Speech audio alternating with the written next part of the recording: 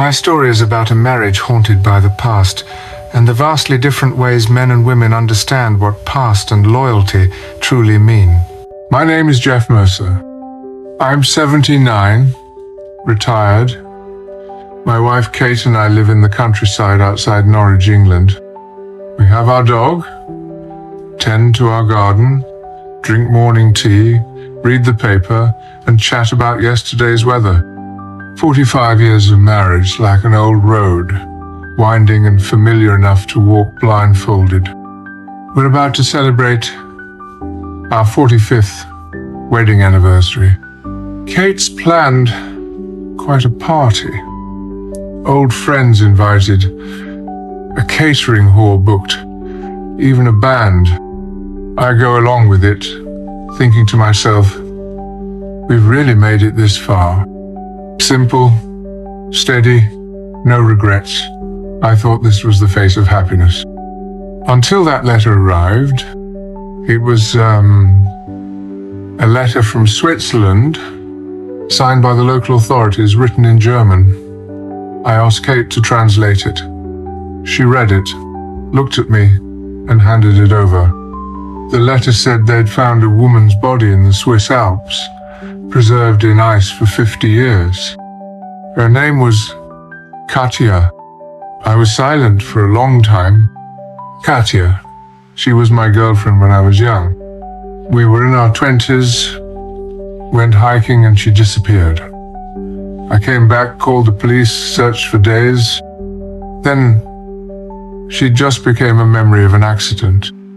I buried that love, returned to life, met Kate, became a husband. But this letter, it was like an icy hand reaching out from the snow of the past, clutching the pulse of the present. I thought it was just a brief interruption. I told Kate, no hiding, nothing to hide. This was before you. She nodded, said it was fine.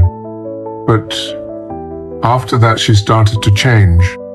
She'd asked me, was Katya blonde? How long did you know each other?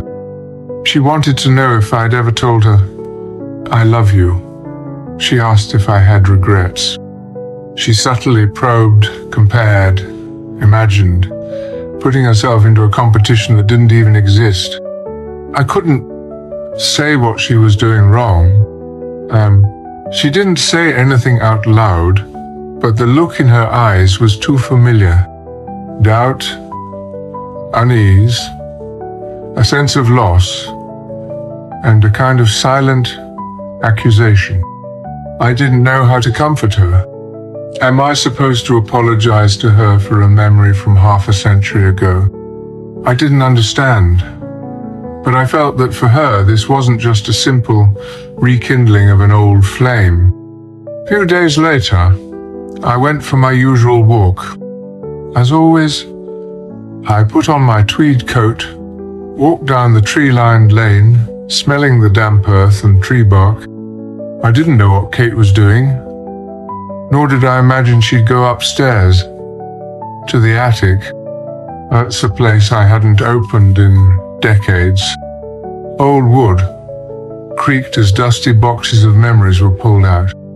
She found some old slides from my youth, a few old diaries, and that photograph. Katya stood by a rock, snow-covered mountains behind her, a smile on her face, a hand quietly resting on her slightly swollen belly. Yes, she was pregnant then. We planned to tell our parents once we got down the mountain, but she disappeared. I lost her, and I lost that future. I hadn't told Kate because it was too long ago, so long ago that I thought it would never matter again. But when Kate saw that photograph, her world quietly collapsed. She didn't say a word. Just the next evening at dinner, I offered her a glass of water, and she gently avoided my hand. Our anniversary party still went on as planned. Friends arrived. Laughter, champagne, cake, music. Everything was perfect Like a script, I took the microphone and spoke from my heart. Thank you, Kate. You made my life complete. 45 years, it hasn't been easy. You are the most important person in my life. She stood by my side, smiling and teary-eyed. But those weren't tears of joy. As I said, I love you, her gaze drifted away.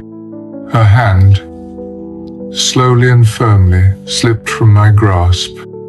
In that moment of everyone's applause, I saw her lower her head, as if saying goodbye to someone.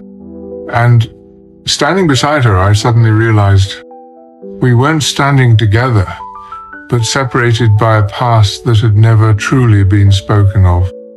That night, I couldn't sleep. I started thinking, if Katya hadn't disappeared, would I have married her? I had never dared to ask myself that question. Not because I couldn't face the answer, but because I was afraid of hurting the present. Kate actually wasn't wrong about anything. She just suddenly realized that my past wasn't entirely her part. She was the woman I chose, but she wasn't the one I met after being reborn from my deepest pain.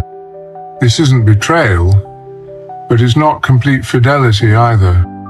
And I'm no longer sure if I've given all of myself either.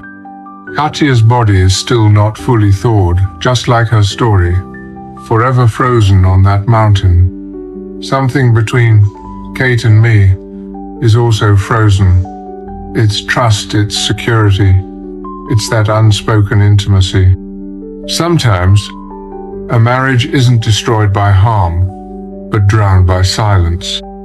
That illusion of you think you know me, when it shatters, it leaves you more helpless than any argument. I still love Kate, but between us, it's no longer simply us. I watch her sitting by the window, her gaze vacant, as if looking out at that perpetually unmelting snow-capped mountain. And I know that mountain is called Katya.